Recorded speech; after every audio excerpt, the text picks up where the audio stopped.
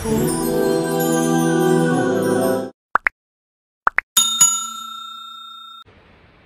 ماشین سوار بود، هر خیلی که هی میکرد این کمپیر دعاگو بود، میگو خدا پروردگار امانت بر دست بردیم یکی نکنیش خیانت، بیار نورعلی ما بود سوق سلامت و خاطر قل هو الله احد گفته کمپیر دعا میکرد.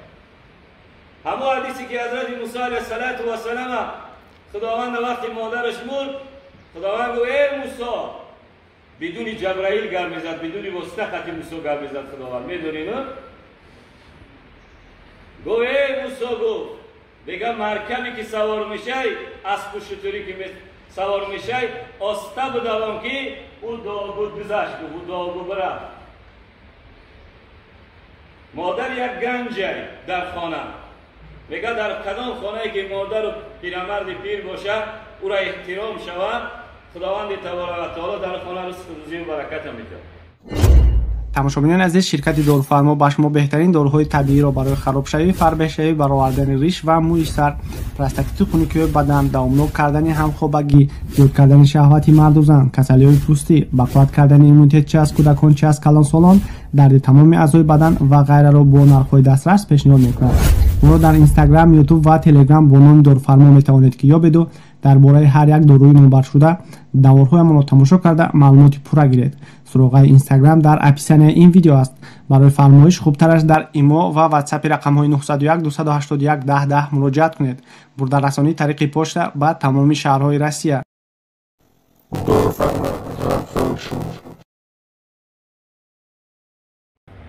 الحمد لله العظیم والصلاة والسلام على النبي الكريم. وأيضا قال سبحانه وتعالى في الكلام آخر في شأن حبيبه وفي المدح نبي مكرما وتعظما مخبرا وآمرا إن الله وملائكته يصلون على النبي يا أيها الذين آمنوا صلوا عليه وسلموا تسليما. اللهم صل على سيدنا ونبينا وشفينا محمد وعلى آله وصحبه أجمعين. اما بعد دوستان و سروران گرامی، خصوصا جماعت المسلمین و مهمانانی که از طرف کلاب آمدن، یک و یک شما را توفه محمدی را که السلام علیکم و رحمت الله و برکاته می باشد و یک و یک شما تقدیم می داد. عزیزان من، امروز ما و شما در جنازه این کمپیری که تولد کرد در سن 96 رفته، مادر بینه اکای نورعلی و شخصی که جشت کیان، خدا رحمت کنه کمپیر تولد کرد. مفهوم حدیث رسول پاک صلی الله علیه و سلم که انسانی که عمر دراز میبینه، عملای صالح باشه و ذکر و اذکار باشه، میگه بهترین انسان میشه.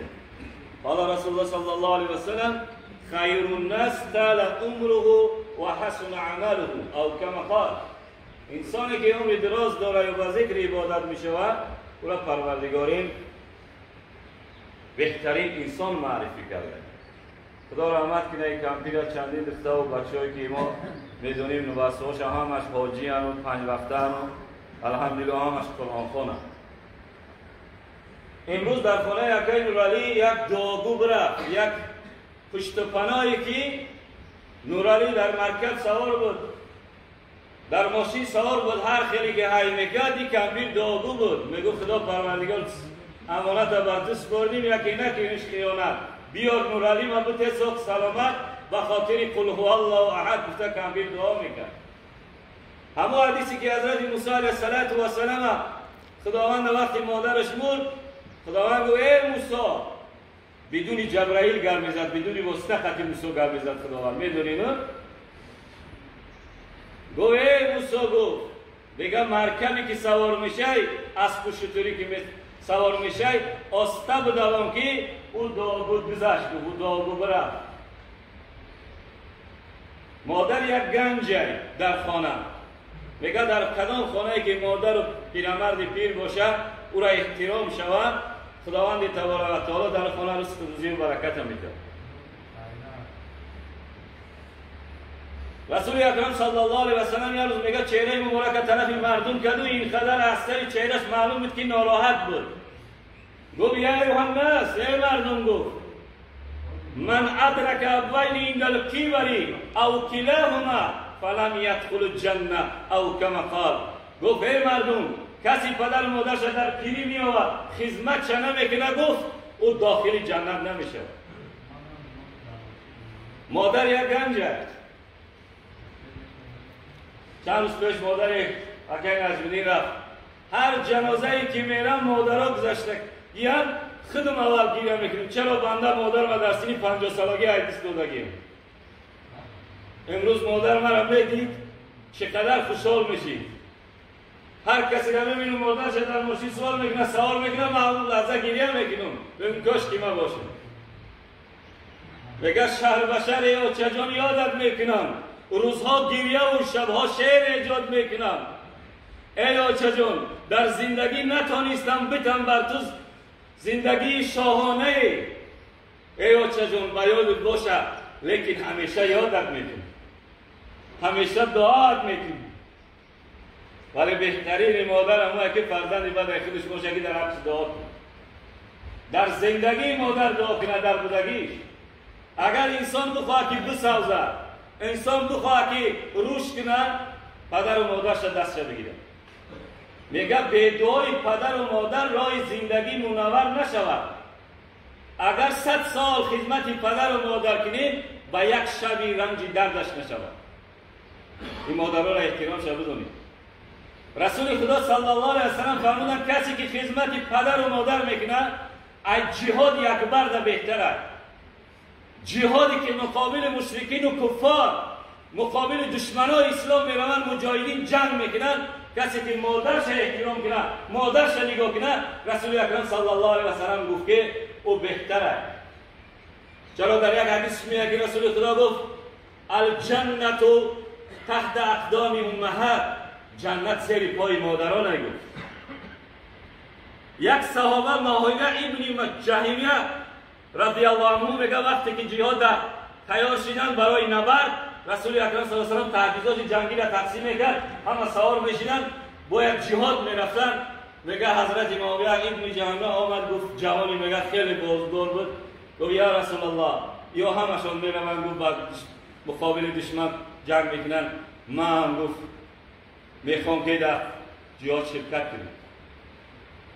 رسول اکرم صلی الله علیه و سلم سینش گفت هل لک امک، آیا تو مادر داری؟ گفت بله. گفت برای خدمت مادر تک، گفت الجنت تحت رجلیها، گفت جنت زیر پای مادر تک، برای مادر تک پاش ابو بزرگ از جهاد اکبر به بهتره. جوانی که امروز مادر شریفا می نخوش به حال حکیم العلی دولا توکل استادی برداشت تگیه در پیش بیادبی می شود. یک روز خانهش را نشسته بودیم، بعد شوربا رو آوردن و بعد که مولای صاحب گفت پدر و مادرت خانه کیده؟ گفتم دادرها دیدو شدن. گفت که پدر و مادرت خانه کیده؟ گفتم پدر و مادر خانه خودم داره. نه حضرت شتگه گفت خوش به حالت، گفت خوش به حالت که پدر روش چهرهش نگاه کردی، چهره مادر نگاه کردی، جنت دیدی.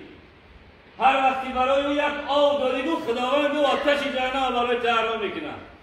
در کدام خانه که مادر در اون خانه هر لحظه چهرهش نگاه کردن، گفت 3 چیزه گفت ثوابش نمیبره به دنیا. یکی چهره پدر مادر نگاه کردن، بخشستندی با محبت مخلصانه، دین خانه خدا را صحیح قرآن عظیم شان نگاه کردی، برق زدی، یگان ثواب به این نمیبره. خوش به حال کسی که مادرش در خانهش پدرش زنده او را هر روز